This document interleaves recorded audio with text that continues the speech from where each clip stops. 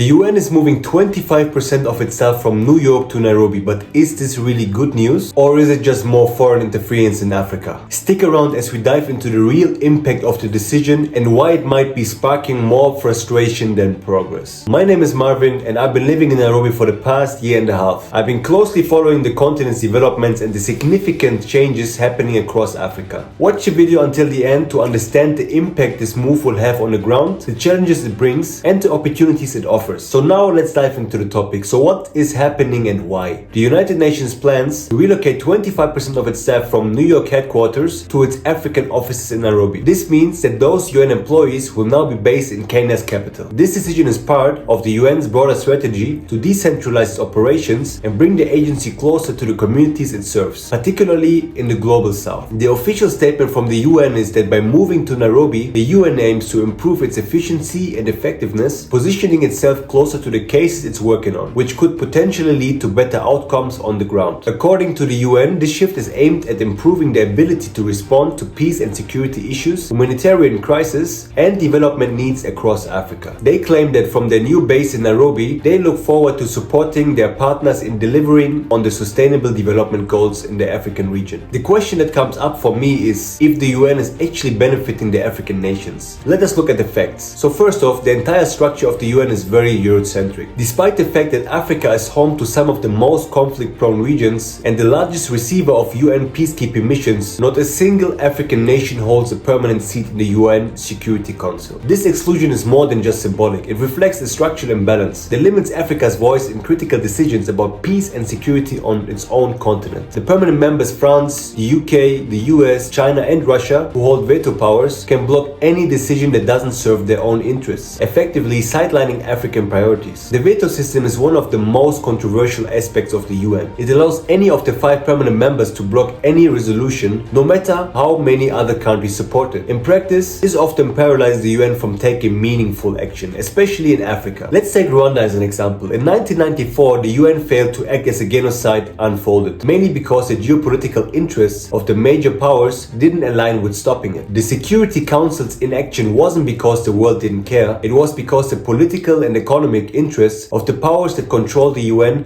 didn't push them to intervene. And this led to one of the greatest humanitarian failures in our time. This imbalance of power in the UN system directly affects how quickly and efficiently the organization responds to crises in Africa. The decisions about whether to send peacekeepers or take other actions are not necessarily driven by the needs of African people, but by the strategic interests of powerful nations. If a crisis doesn't threaten the economic or political interests of these nations, action is slow or even non-existent. This was the case in Rwanda and continues to be seen in places like the DRC, where instability lingers despite years of UN involvement. And what are the results? Prolonged conflicts, inadequate peacekeeping missions, and an African continent that feels abandoned by an institution supposedly built to uphold peace and human rights. The UN's peace mission in Africa may claim to care about African stability, but as long as African nations remain excluded from the real decision-making power and global players continue to prioritize their own agendas, it's very hard to argue that these missions are designed with Africa's best interest at heart. So why is Kenya supporting this move then? For Kenya, hosting more UN staff presents a massive diplomatic and economic opportunity. Nairobi is already one of the few cities in the global south serving as a major hub for international organizations, and this move will only enhance its global standing. Kenya stands to gain increased global influence by positioning itself as a key center for UN operations. This move will solidify Kenya's role as a regional leader and the gateway for international diplomacy in Africa. More UN activity means more interaction with the world leaders and diplomats, and this puts Kenya at the forefront of global discussions. There's also a substantial economic angle, so more UN staff means more money flowing into the local economy. These UN workers will need housing, services, and amenities, all of which could give a substantial boost to Nairobi's businesses. I mean, let's take Gigiri as an example, where the UN main office are located at the moment. It's one of Nairobi's most affluent areas, largely due to the presence of international organizations. The arrival of more UN staff could trigger similar growth in other parts of Nairobi, as new districts develop to meet the rising demand. But with every major change, there are potential downsides, especially for Nairobi's local population. Rising costs in housing and goods. When thousands of highly paid foreign workers relocate to a city, they bring foreign currency, and primarily this time the US dollar. This could lead to price hikes in housing, services, and even food. The influx of UN staff will increase demand for high-end housing, which may push up rents not only in luxury areas, but also in surrounding neighborhoods. We have seen similar effects in Addis Ababa, Ethiopia, where the African Union headquarters is based. Property prices skyrocketed in areas near the AU offices, making housing less affordable for locals. This can create a ripple effect on local businesses as well. So restaurants, services, transportation, and even many more businesses could become less affordable for the average Nairobians. In neighborhoods like Westlands, for example, where many expats reside, the cost of living has already been rising. With more foreign workers arriving, this trend could intensify. And also Nairobi's infrastructure, the traffic, utilities, and public services could face increased pressure with more residents, especially in areas where the city is already struggling to meet the demands. So on the positive side, the arrival of more UN staff could create new opportunities for locals. With more foreign workers spending money, local businesses, especially those in hospitality, retail, and services, could see significant growth. Increased demand for housing, restaurants, transportation, and leisure activities will likely lead to job creation. Nairobi's already thriving service industry could expand, offering more employment opportunities for everyone from taxi drivers to hotel staff to many more different sectors. Additionally, this move could attract more foreign investors to Nairobi. Real estate developers, tech firms, and multinational corporations might see Kenya's growing global presence as a sign to invest more in the city. Nairobi is already known as East Africa's tech hub, and this could only enhance the reputation. Beyond that, infrastructure projects, roads, utilities, and transportation will need to be upgraded to support Nairobi's growing international presence. And this move could also spark innovation in sectors like tech, renewable energy, and education. As Nairobi positions itself as a global diplomatic hub, investors may find new opportunities in areas that support both the UN's operations and the city's development. But what does this mean now for Kenya and Africa? So, while the UN claims that moving to Nairobi will lead to faster responses to humanitarian issues, the effectiveness of these responses still hinges on the UN's bureaucracy and the Security Council. Personally, I don't think that having more staff in Nairobi will make any difference. The response to conflicts like Rwanda or the DRC would have been the same regardless. I suspect that this move could simply be a way to cut costs in New York with no real benefit to the African nations. And it might even make things worse through even more involvement of the West in African matters. These circumstances bring out the questions whether the African countries actually want more involvement from the West or if they are ready to stand on their own. And is this move really about empowering Africa, or is this just another way for foreign powers to maintain their control over the continent's future? And I'd love to hear your thoughts, so please share them in the comment section below, and I will see you in the next video. And check out the other videos I added here for more updates about the African development and its future.